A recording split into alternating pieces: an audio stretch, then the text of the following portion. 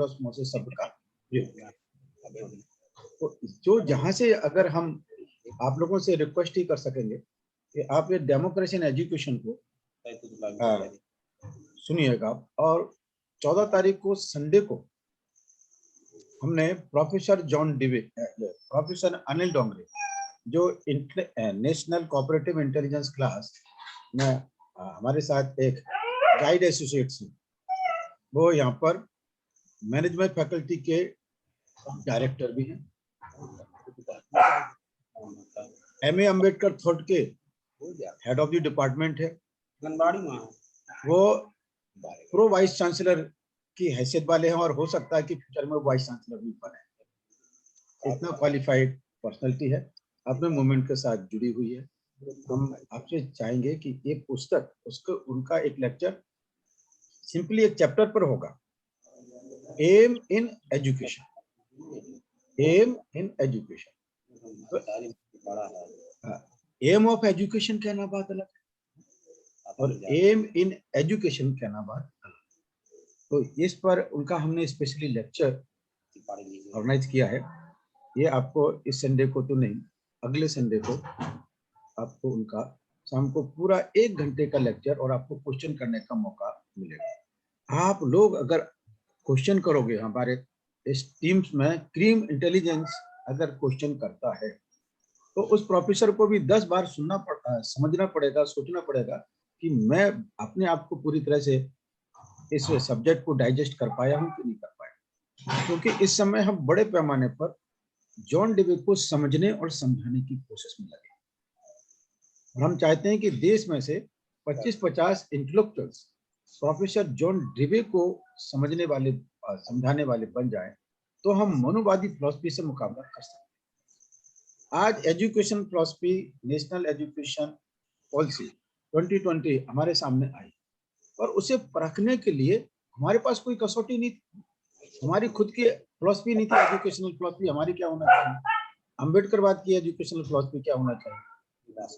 हमारे पास पे back to society के पास जॉन डिवे और अशोक का, बाबा साहब का दिया हुआ आधार, उस आधार पर हम सेंट्रल गवर्नमेंट को, एजुकेशन मिनिस्टर को और प्राइम मिनिस्टर को अपनी टिप्पणी दे सके हैं, अपना सजेशन दे सके हैं। और हम मेरे सिग्नेचर से वो सजेशन का है 25 जनवरी सुबह 10:41 पर वो हमने सेंड किया और ट्विटर से हमने भेजा। ट्विटर पर उन्होंने सजेशन मांगे, हमने ट्विटर पर ही सजेशन भेज दिया, ट्विटर पर। तो इसलिए मैं पहले से आप लोगों को इतना दे रहा हूँ कि 14 तारीख को प्रोफेसर अनिल डोंगरे का एम इन एजुकेशन, उससे हमारे समझने का, जो बाबा साहब को समझने में हम कहाँ कम पड़े, बाबा साहब को समझने में हम कहाँ कम पड़े हैं, ये चीज का उलगड़ा या वहापो हो, एक्सप्लोरेशन हो। ये मैंने केवल अभी आप लोग चर्चा, अभी रमेश चंद जी नहीं आए, जरा रमेश चंद जी को फोन तो कर लीजिए। नारसिंह जी कहाँ पर हैं वो? आप बाहर जाने वाले थे आज, कल जाने वाले?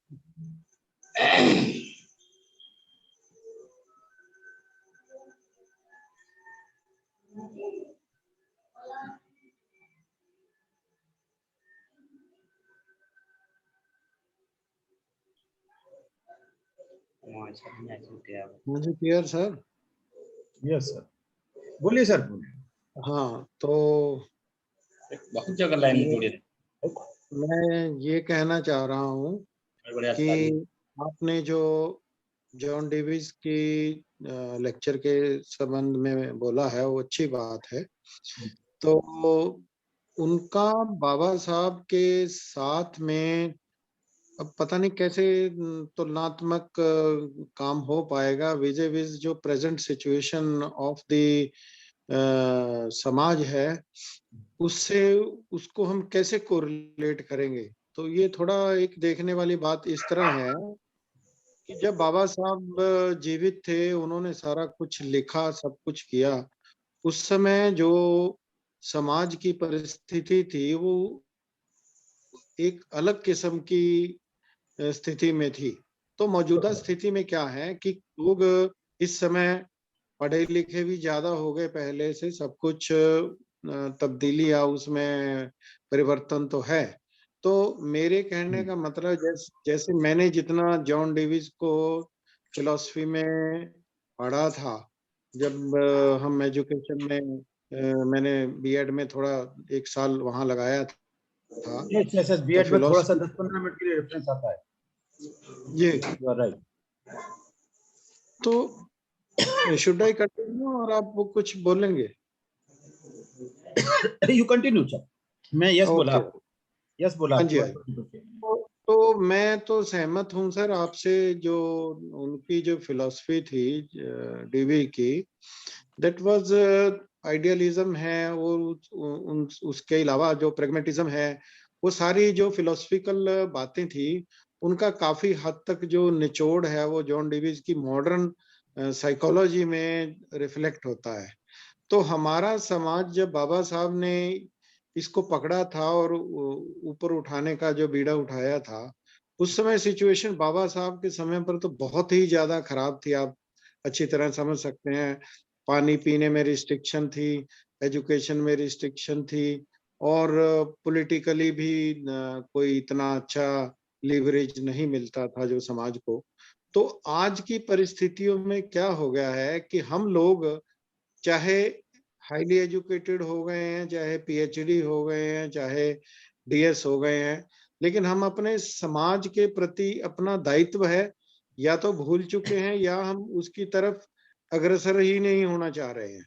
और दूसरे सबसे बड़ी जो क्लास हमारे में पैदा हुई है, वो हुई है जो मैट्रिकुलेशन या मिडिल से लेके ज्यादातर वो लोग वहां तक उनका जो स्तर है एजुकेशन का, वो वहां तक है। और बहुत लोग कम हैं जो, मेरे हिसाब से तो 30-40 या 50% से ज्यादा नहीं होंगे जो ग्रेजुएट होंगे, और उससे ऊपर जो लोग हैं वो बहुत कम ही मात्रा में हमको मिल पाएंगे। तो मेरे कहने का मतलब है कि समाज में जिन लोगों को हमने चेतना देनी है, या तो वो ज्यादा 30-40% से ज्यादा अनपढ़ हैं, या हाईली अंडर एजुकेटेड है, जैसे बिलो मेट्रिकुलेशन है। तो हमारे को जो मोडस ऑपरेंडाई इसमें अपनाना पड़ेगा, वो शायद हमारे को अपने आप खुद इम्प्रोवाइज करना पड़ेगा, डिवाइस करना पड़ेगा। जॉन डिविस की जो मेरे हिसाब से थ्योरी है, वो तो बड़ी हाईली कहें कि फिलोसफिकल है। वो पता नहीं यहाँ पे कितने परसेंट लागू हो पाएगी, ये भी मेरे ख्याल में मैं कुछ कह नहीं पाऊंगा। लेकिन चलिए उनका लेक्चर सुनेंगे, लेक्चर सुनने के बाद उस पे अपना रिएक्शन है जो वो देंगे, फिर पता लगेगा। लेकिन मैं तो ये समझता हूँ कि जो प्रेजेंट सिचुएशन में क्या है कि हम लोगों को जो, जैसे आरएसएस वाले ग्राउंड वर्क करते हैं अपनी फोर्स का, जो ज्यादा से ज्यादा, उनमें लीडर कम है, वर्कर ज्यादा है। तो हमारे को यहाँ पे जो वर्कर का एक बहुत बड़ा ऑर्गेनाइजेशन है, उसकी तरफ हमारे को जाना पड़ेगा।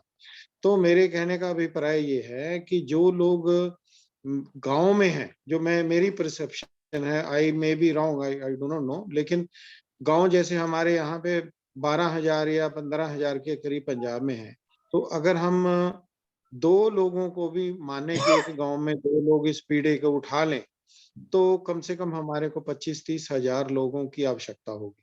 अगर एक एक व्यक्ति 2 या 3 गांव को ले पाएगा, तो उसमें थोड़े ये कम हो जाएंगे। लेकिन फिर वही बात आ जाती है कि जो लोग उसी गांव के रहेंगे, वो ज्यादा इफेक्टिव रहेंगे। अगर मैं एक गांव ए से हूं और गांव बी में जाऊंगा, तो मेरी इफेक्टिवनेस डेफिनेटली थोड़ी कम हो जाएगी।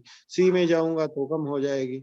तो हमारे को ये जो काडर है ना, ये बिल्डअप करने के लिए एक स्ट्रेटेजी अपनानी पड़ेगी।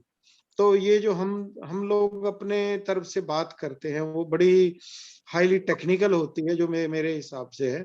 तो उसको हमारे को उस डायरेक्शन में मेरे ख्याल में चलना ज्यादा बेटर रहेगा।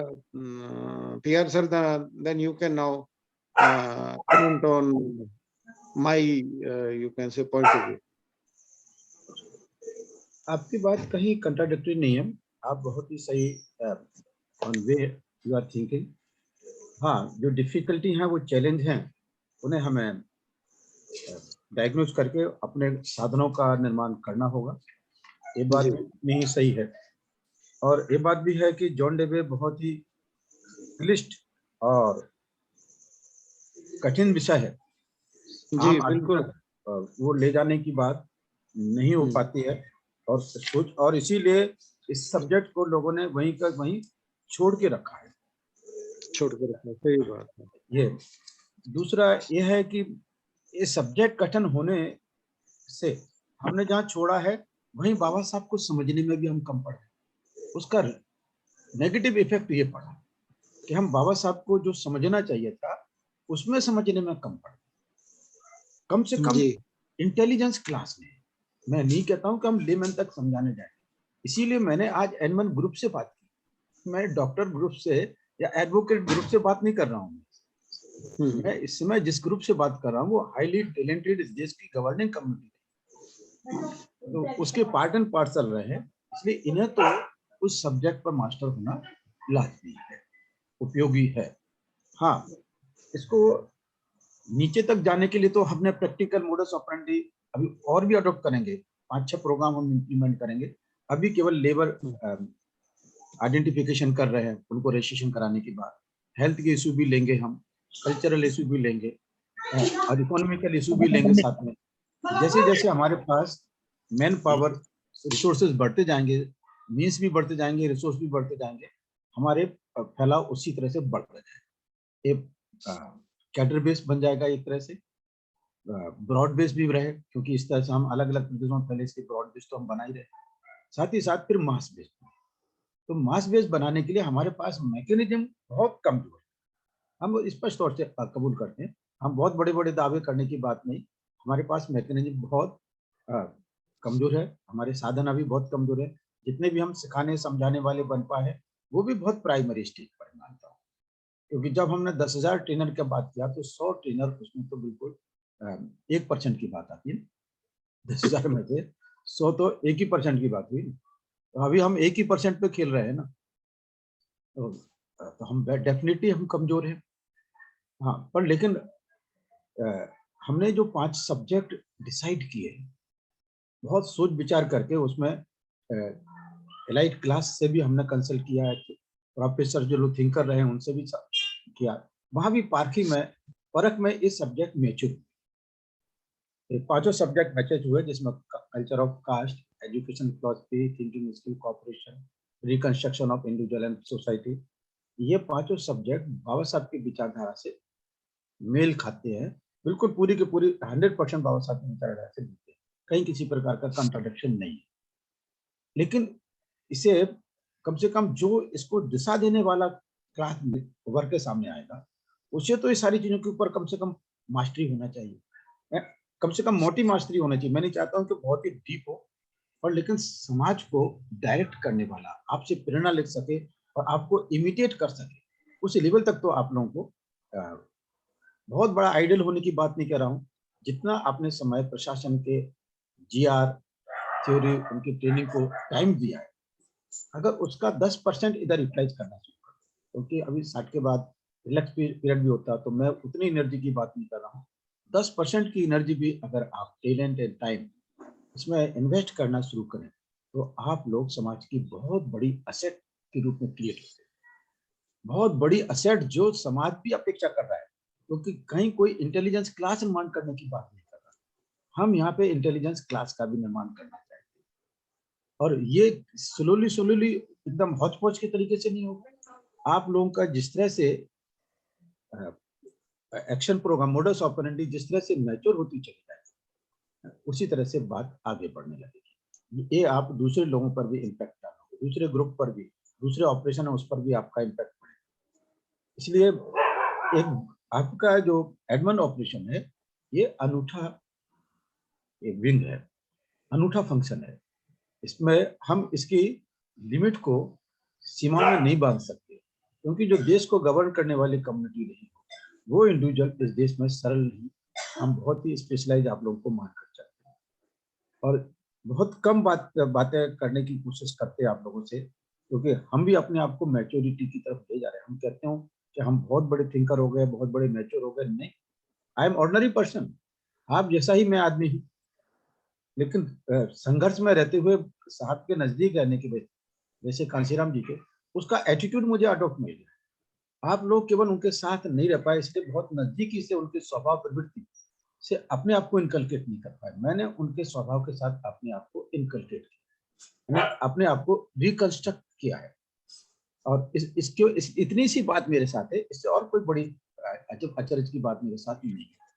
मैं भी आप जैसा ही साधारण व्यक्ति हूँ, और आप लोगों के साथ साधारण तौर से रहना चाहता हूँ। आपसे छोटा बड़ा भाई बन के रहना चाहता हूँ। कुछ लोग मेरे से उम्र में भी बड़े होंगे, उनको भी मैं रिगार्ड करता हूँ। कुछ छोटे होंगे, उन्हें भी मैं बरोबर, जो मेरे से उम्र में छोटे हैं उन्हें मैं बरोबर का मानता हूँ, छोटा नहीं। और जो मेरे से उम्र में बड़े हैं उनको तो मैं बड़ा मानता हूँ। तो ये हमारा एक कल्चरल एस्पेक्ट भी हमारे मूवमेंट का है। और ये इस निष्कर्ष पर हम पहुंचे हैं कि बाबा साहब को हमें 21वीं शताब्दी में नेशनल और इंटरनेशनल लेवल की आइडियोलॉजी के रूप में प्रस्थापित करना है। If we want to establish Ambedkarism as national and international ideology, we have to adopt Professor John Dewey to explain Dr. Baba Saheb Ambedkar. बोले साहब अम्बेडकर को एक्सप्लेन करने के लिए हमें जॉन डिवे को इंटरनेशनल लेवल पर हमें करना होगा। तो जब हम इंटरनेशनल लेवल पर इस विचारधारा को डिफेंड करने वाले बनेंगे, तो नेशनल लेवल पर तो हमें मनुवाद के सामने किसी प्रकार की इन्फिनिटी कॉम्प्लेक्स तो हमारे सामने आ नहीं चाहिए। हम कहीं 10 गुने डोमिनेटिंग पर्सनैलिटी के रूप में हमारे इंटेलेक्चुअल हो जाएंगे। Thank you very much. इतना मैं आप लोगों का, आप सोच रहे हो अच्छी बात है, बहुत अच्छी बात है ये। रमेश चंद जी का क्या हुआ, कांटेक्ट हो पा रहा है कि नहीं?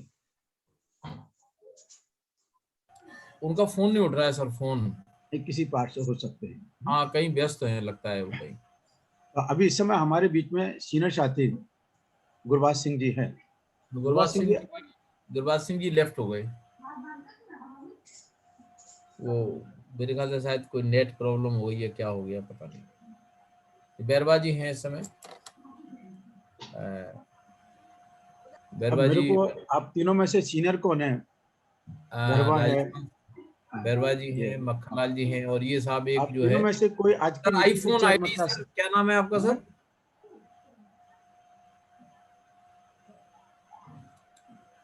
आईफोन पर है साहब, अपना थोड़ा सा नाम बताएंगे बड़े भाई?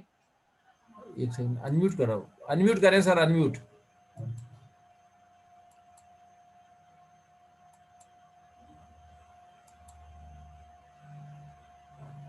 सुरेश थोराट सर आ गए। अरे सुरेश सर आ गए, चलिए हम इनको ही बना लेते हाँ, अनम्यूट हो गए सर, अनम्यूट हो गए आप सर।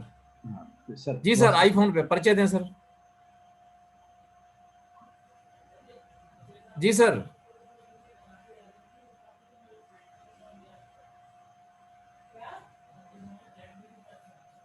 खुलेगा आईफोन पर सर आप परिचय देंगे सर, आईफोन पे जो है सर।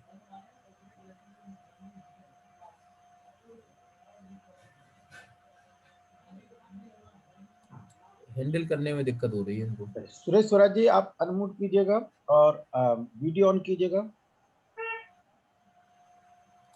हाँ, मेरा सुरेश अनम्यूट स्वराज। ये नहीं, वीडियो का प्रॉब्लम है। मैं गांव आ गया हूँ, यहाँ रेंज का प्रॉब्लम है। ऑडियो पे बात कर सकता हूँ? अच्छा, ऑडियो पर बात कर सकते हैं। देखता हूँ रेंज क्या है। ऊपर जाता हूँ टेरेस पे, हाँ, वहां दिखता है क्या, देखता हूँ मैं अभी। मैं 1 मिनट। आपको, हाँ ठीक है, ऊपर पहुंचिए।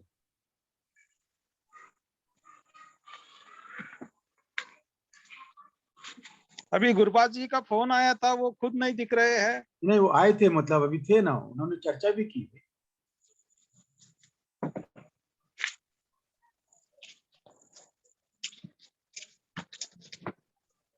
कोई गिफ्ट पड़ा हो घर पे? गुरबाज सिंह चले गए। मक्खनलाल जी, गुरबाज सिंह का फोन है आपके पास?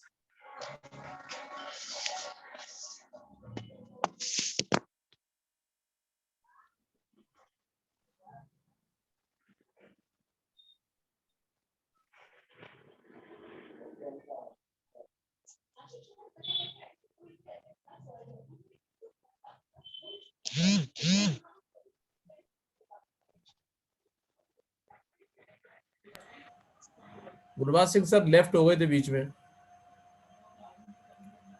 आ गई। आया गुरबाज सिंह जी, आज रमेश चंद जी अभी तक नहीं आए हैं, तो आज की चेयर आप संभालिएगा।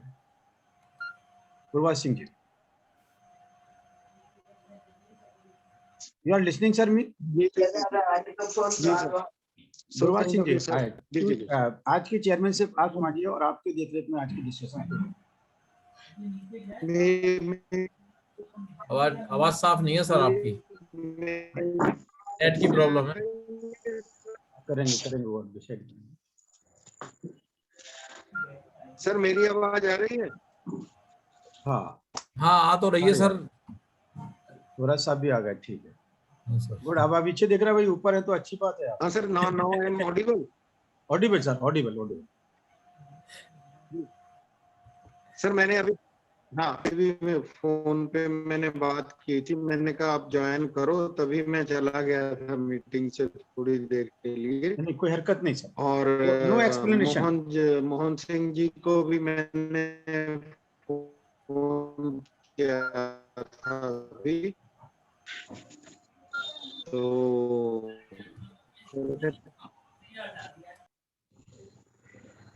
आपकी आवाज थोड़ा सा और स्पष्ट कीजिए। गुरबाज सिंह जी, आपकी आवाज थोड़ा सा स्पष्ट कीजिए। ठीक है, थैंक यू सो मच। तो फुल टू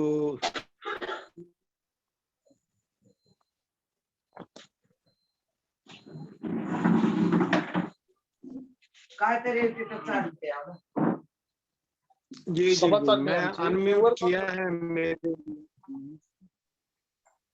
अच्छा सर, अब ठीक है?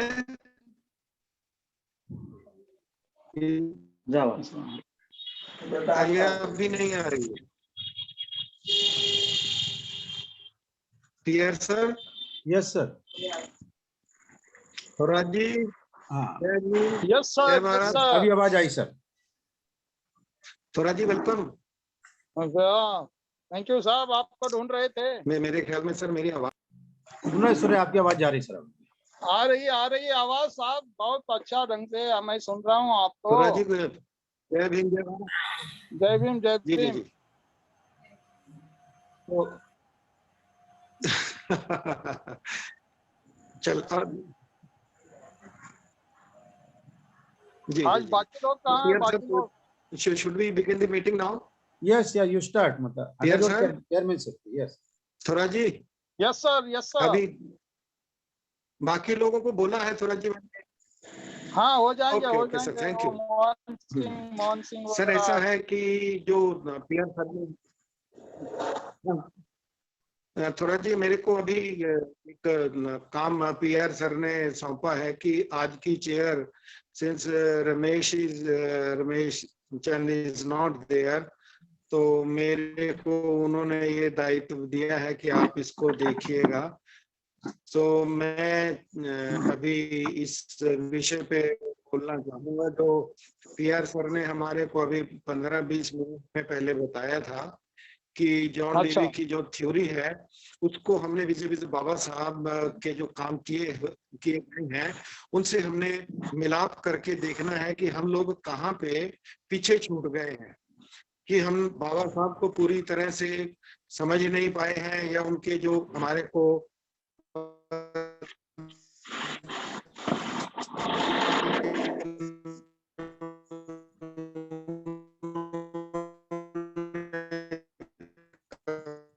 सर जी बीच में आवाज गुम हो रही है। आवाज कमजोर हो रही है गुरबाज साहब जी।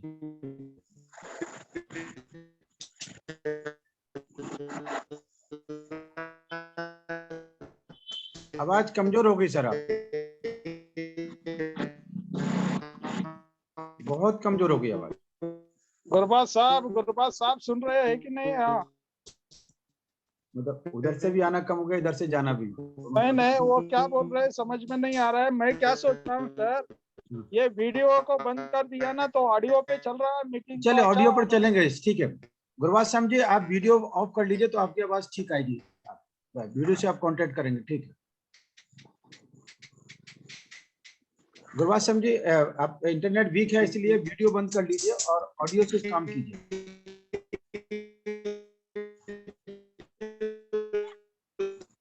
और ये सुन ही नहीं रहे यार, क्या करे। देखिए अब डिस्कनेक्ट भी हो गया, नहीं, फिर से जुड़ रहे डिस्कनेक्ट होंगे, नहीं हुए। फिर से जुड़ रहे होंगे।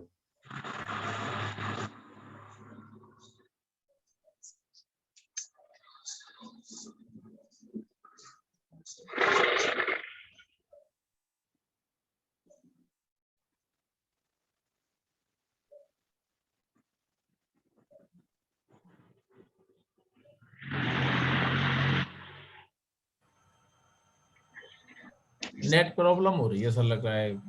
हाँ, गुरबाज जी गायब आ हो गए गए। गुरबाज, आ गए। नहीं, आ गए, वो नेट की प्रॉब्लम है सर उनके यहाँ। ठीक है, नहीं तो वीडियो ऑफ करने से ऑडियो पे चलने दो, वो क्लैरिटी जरा ज्यादा बढ़ती है उससे।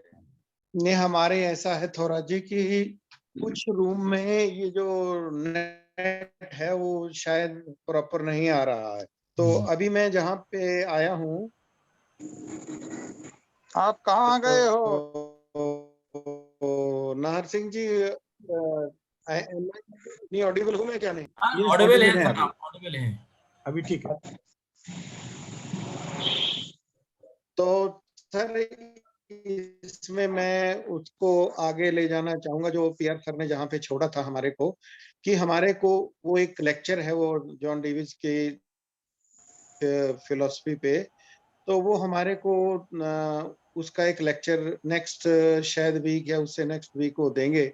तो मैं इससे सहमत हूँ कि हमारा जो समाज के जो लोग हैं तो उनको एजुकेट करने के लिए जो हम लोगों का दायित्व है, जो ज्यादा पढ़े लिखे हैं, हाईली एजुकेटेड लोग हैं, जैसे हमारे एडमिन में हैं, हम लोगों को इकट्ठा किया गया है। तो मैं इससे सहमत हूँ कि हम लोगों को इस विषय पे गहन उसके थिंकिंग करनी चाहिए कि हम लोग कैसे जो हमारे समाज के ज्यादातर लोग हैं वो अनपढ़ हैं। मेरे ख्याल में 25-30% से ज्यादा लोग तो अनपढ़ ही हैं, और मैट्रिकुलेशन मिडिल क्लास, मिडिल तक स्टैंडर्ड तक पढ़े हुए मैट्रिकुलेशन तक, वो कोई मेरे हिसाब से 40-50% लोग होंगे, जो ज्यादा उनका ही नंबर आता है। और जो ग्रेजुएट है वो तो 10% से भी कम होंगे, पोस्ट ग्रेजुएट उससे कम होंगे। तो हमारी जो फिलॉसफी होनी चाहिए, जो हमारे को आगे बढ़ने का जो हमारे को दिशा होनी चाहिए, वो दिशा ऐसी होनी चाहिए कि हम ऐसी फॉर्मुलेशन करें जैसे जॉन डिविज की हम थ्योरी को लेके, बाबा साहब की थ्योरी को लेके, जो प्रेजेंट हालात हैं हमारे समाज के, हमारे को उस विषय पे इसको कारगर बनाना पड़ेगा, उसको इम्प्रोवाइज करना पड़ेगा। तो मैं पीआर सर की इस थ्योरी से सहमत हूँ कि हमारे को इस विषय पे काफी थिंकिंग की जरूरत है और काफी ज्यादा इस पे विचार करने की जरूरत है। तो मैं तो खुद इस बात पे चाहूंगा कि जैसे हम लोग जो चुनिंदा हैं, जैसे पीआर सर ने भी कहा कि जो लोग समाज को दिशा दे सकते हैं, समाज को बता सकते हैं, तो हम लोगों के ऊपर दायित्व थोड़ा ज्यादा आ जाता है। तो हम लोगों को जो इस समय प्रेजेंट पॉलिसीज सरकारों की चल रही हैं, पहले तो हमारे को उस विषय पे प्रॉपर एनालाइज करना चाहिए कि हमारे लोगों को उन स्कीमों का लाभ क्यों नहीं हो रहा है। पहले तो इसका एनालिसिस करना मेरे हिसाब से जरूरी है। वो क्यों है? क्योंकि प्रेजेंटली सरकार ने हमारे लिए जो, हमारे को जरूर उसका फायदा लेना चाहिए। ये हमारी लड़ाई जो है वो लंबी है। जैसे हम लोग जाएंगे, पहले लेबर को रजिस्ट्रेशन करेंगे, फिर उसके बाद में हेल्थ के बारे में आएंगे, सब कुछ है, वो ठीक है, वो अपनी तरफ से वो सही है, वो दैट इज राइट। लेकिन मेरे कहने का अभिप्राय ये है कि हमारे को जो पहले है उसमें जरूर हमारे को इसको इंक्रीज करने की जरूरत है।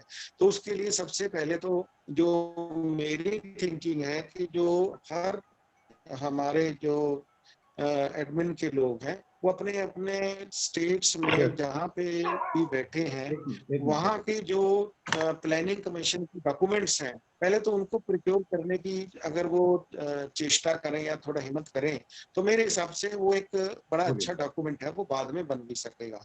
और मैं ये चाहता हूँ कि अभी बजट का सेशन हर स्टेट में चलने वाला है और कहीं पे तो चल रहा है, जाना चाहिए, उसमें जो नेक्स्ट ईयर का जो बजट है जो ठीक नहीं तो 22 का है, उसमें हमारे जो समाज के लिए जो जो प्रावधान किए जाने हैं या उन पे बजट लेआउट किया जाना है, उसका भी एनालिसिस जो मार्च में या अप्रैल में जो हमारी मीटिंग्स होंगी, तो हर एक राज्य का जो जो भी हमारे लोग हैं, तो उस पे भी एक मेरे ख्याल में अलग अलग चर्चा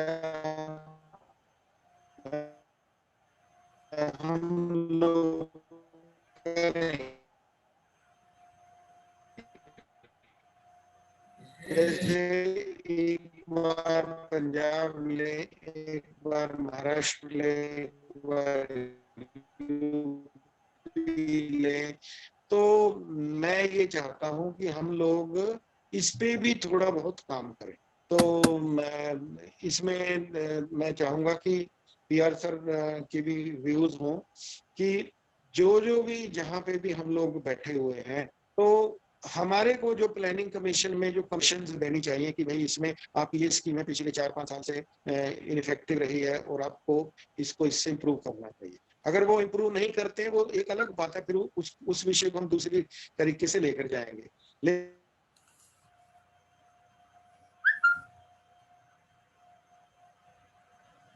वॉइस सर फिर सस्टेन हो रही है आपकी सर।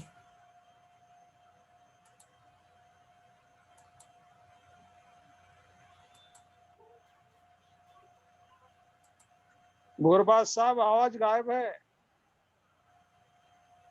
अनम्यूट भी हो गए, वो म्यूट हो गया, अनम्यूट कर दिया। आएंगे आएंगे, वो आ रहे, ट्राई कर रहे हो। वो ट्राई कर रहे हैं। नहीं, उनको वीडियो ऑफ करने के लिए बोलना चाहिए। आप वीडियो ऑफ करके ही बात करें तो ज्यादा ठीक है।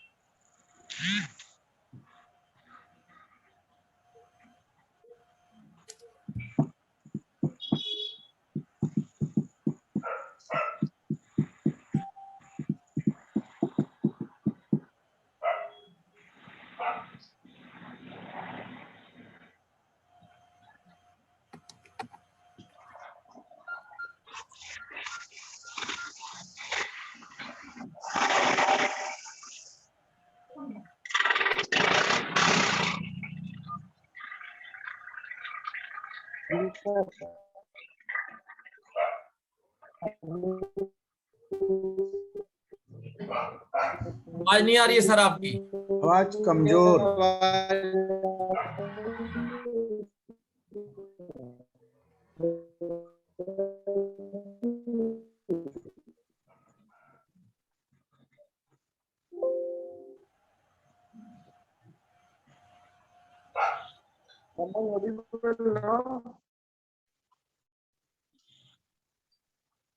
आप बोलिए थोड़ा सा। हाँ, ये गुरबाज जी का आवाज नहीं आ रहा है। हाँ, वो साइलेंट हो गए, चुप हो गए। नहीं, लेकिन वो है, he has not है वो left। सुनेंगे। हाँ हाँ, बोलो गुरबाज जी। अभी आ रही है? लेकिन हमारी आवाज आपके अभी पास। नार सिंह जी अभी आ रही है सर क्या? आपकी आ सर रही आपकी है। आवाज नहीं आ रही थी बीच में, अब आप आउट हो गए सर। वो आउट हो गए। सर ये, हाँ 3-4 दिन से ये नेट की प्रॉब्लम चली रही है सर, बहुत ज्यादा।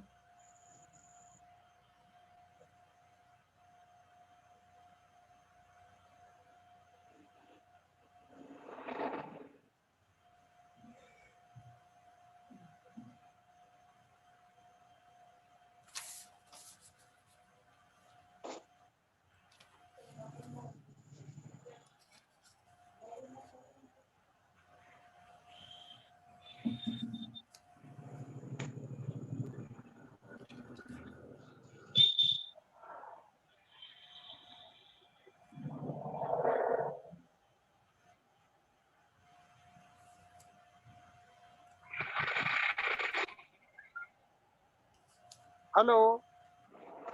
जी हाँ नहीं, ग्रुप में स्तब्धता शांतता दिख रही है, कोई बात नहीं कर रहा है, इसलिए मैंने बोला। वो सर वो गुरबाज सिंह गुरबाज साहब जी नहीं है। जी जी सर, अभी हाँ, हाँ। अभी ऑडिबल हूँ मैं।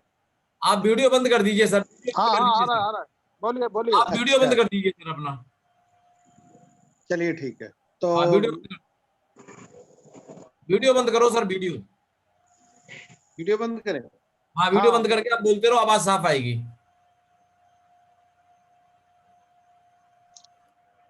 मेरे ख्याल में तो अभी भी नहीं आ रही है। आ अभी रही है आ सर, रही है, लेकिन बीच में जा रही है, लेकिन बोलो बोलो बोलो, आ रही है तब तक बोलो ना यार। बोलो सर। अभी अभी आई क्या? आ आइए रही है। आइए आइए, बोलो बोलो। Okay okay okay. तो मैं मेरा एक निवेदन है सभी हमारे जितने भी एडमिन के लोग हैं, क्योंकि जैसे हमारे को ऊपर जो दायित्व दिया गया है वो सबसे बड़ा दायित्व है। हमारे को ही नीति निर्धारित करनी है और हम ही थिंक टैंक हैं। तो मैं चाहूंगा कि कम से कम जो हमारे प्रेजेंट सिचुएशन है, मैंने एक बुक है अभी मेरे पास, मेरे पड़ी है, मैं नेक्स्ट मीटिंग में आपको दिखाऊंगा।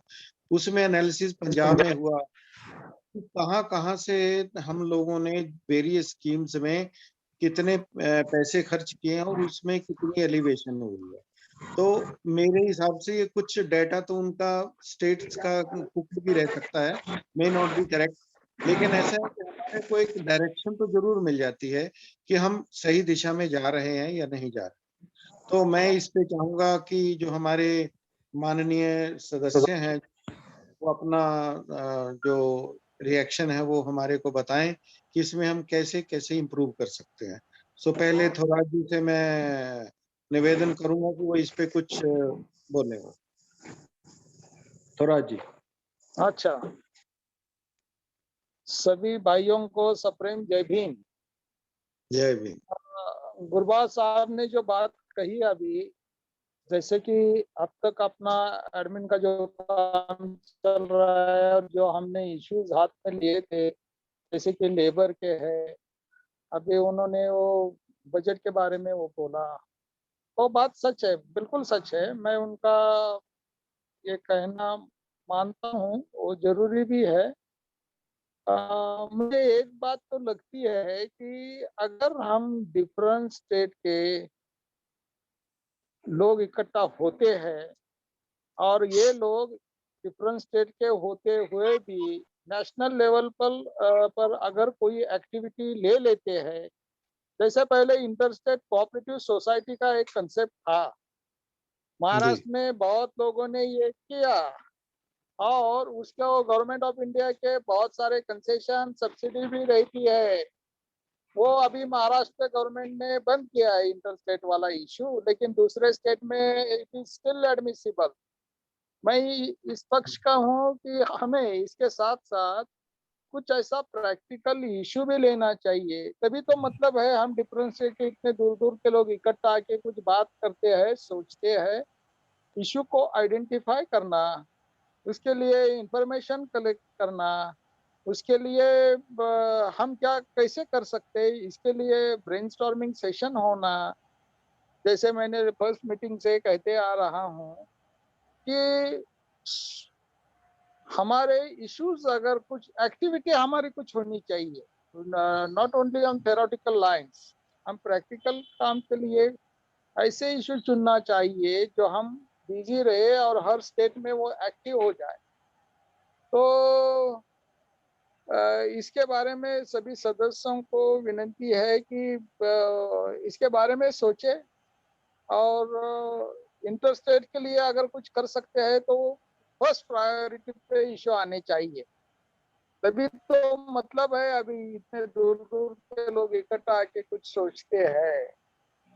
अभी अपने अपने स्टेट के जो प्रॉब्लम है वो है ही है, उसके लिए गवर्नमेंट ऑफ इंडिया पे इशू उठाएंगे वगैरह, वो बात तो है ही है। पंजाब, महाराष्ट्र, झारखंड, यूपी, ये ऐसे कई लोग और भी लोग ज्वाइन होने वाले हैं।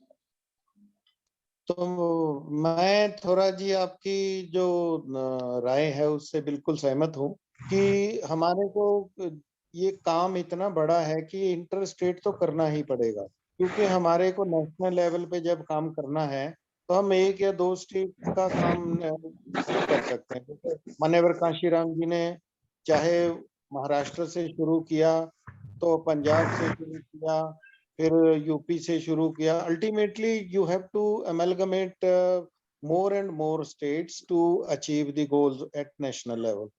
तो मैं आपकी बात से सहमत हूँ और मैं चाहूंगा कि इस पे अपने दूसरे सदस्य हैं वो भी अपने विचार व्यक्त करें, और नाहर सिंह जी से भी मैं निवेदन करूंगा कि वो भी अपने विचार इस पे जरूर प्रकट करें।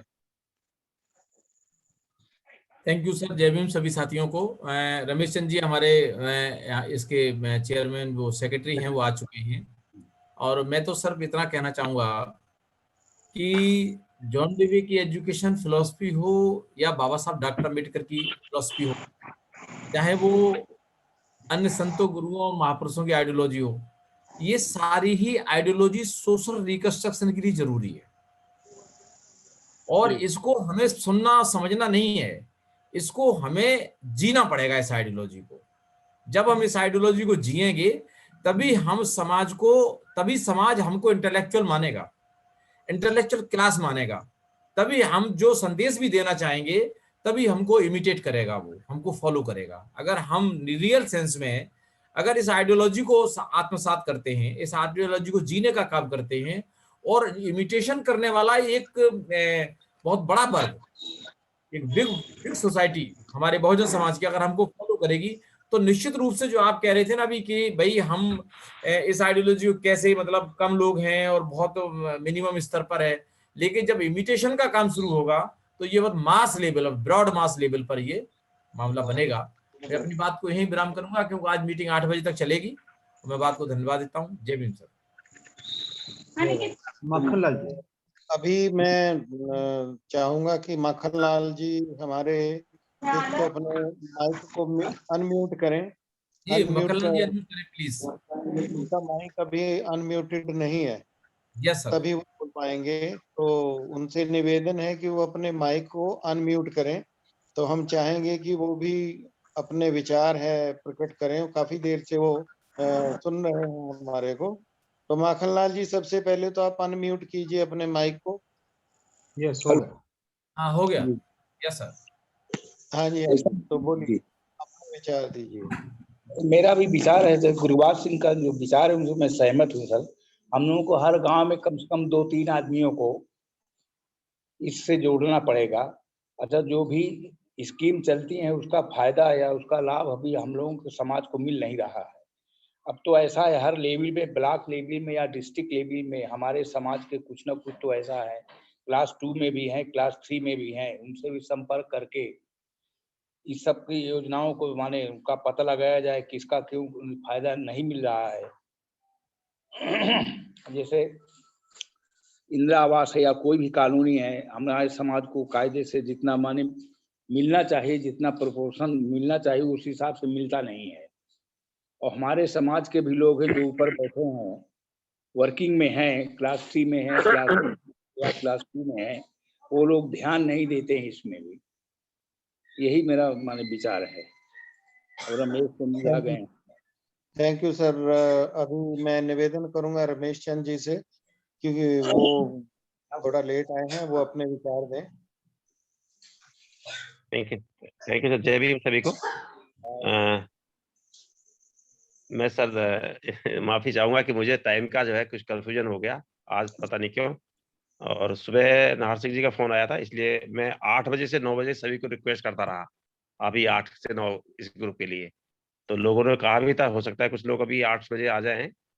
तो अब जहां तक हम लोग पिछली बैठक में जो भी डिस्कशन कर रहे थे कि जितनी भी गवर्नमेंट की स्कीम्स हैं और उनका सबका जो है, गुरुवार सर ने जैसे कहा था कि एक लिस्ट लेंगे। हमने सर अभी इस यूपी के अंतर्गत विशेष रूप से स्पेशल कंपोनेंट प्लांट की स्कीम के तहत आगरा, कानपुर और लखनऊ मंडल से सूचनाएं मांगी थी। और उसमें ये पाया था कि इन्होंने इसका इम्प्लीमेंटेशन एज पर रूल, हमारी जो गाइडलाइंस है समाज कल्याण विभाग की, उसके हिसाब से इनका लाभ नहीं दिया। हमने जो है कुछ जो है IGRS डाला है कि भाई आप इनकी इन्फॉर्मेशन दीजिए, चूंकि वो इन्फॉर्मेशन नहीं दे रहे थे, और बार बार रिक्वेस्ट किया HOD को, मिनिस्टर को, थ्रू पेपर भी आया, लेकिन वो एक उनके अंदर फियर क्या है कि यदि हमने ये इन्फॉर्मेशन दे दी और लेबरों का नाम आया तो हम लोगों के विरुद्ध कार्रवाई होगी। ये पक्का उनको ऐसा लग रहा है। डर है। मैं hello ji sir, continue please. अच्छा, कुछ नाहर सिंह जी कह रहे थे। तो इस केस में हमने कहा कि what should be the strategy, कि ये इन्फॉर्मेशन दें ताकि हम जो PR सर के पिछली बैठक में तय हुआ था, गवर्नमेंट ऑफ इंडिया को फंड रेज करने के लिए और इसमें जो कार्रवाई करने के लिए लिखा जाए कि हमारे जो स्कीम्स है उसका प्रॉपर इम्प्लीमेंटेशन ना होने से, या मनसा ना होने से, या एटीट्यूड ना होने से ये हमारा लाभ नहीं मिल पा रहा है।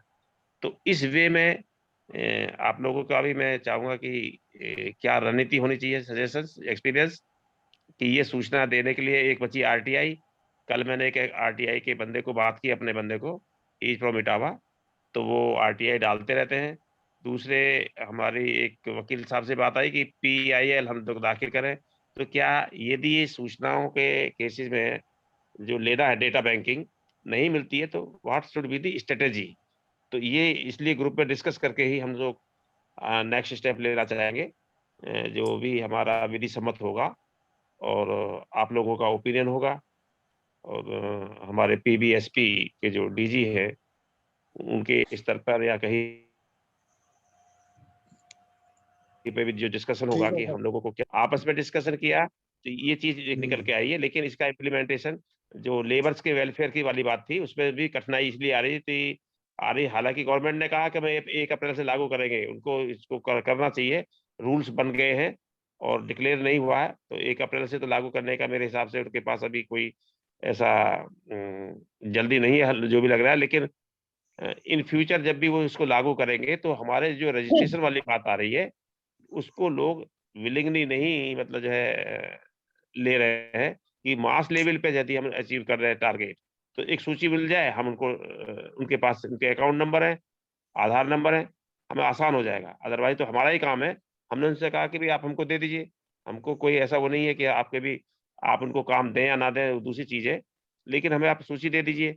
तो चाहे वो ग्राम विकास की है, चाहे आज मेरी भी शाम को कमिश्नर कानपुर से बात होनी थी, उन्होंने कहा तो था कि हम रमेश जी, आई एम जी सर। सॉरी कि जैसे मेरे को बताया गया कि 8 बजे तक मीटिंग है, तो टाइम है, तो मैं चाहूंगा कि नेक्स्ट मीटिंग में आप जो ये बात छूट गई है उसको कंप्लीट कर दीजिएगा। और मैं अभी PR सर को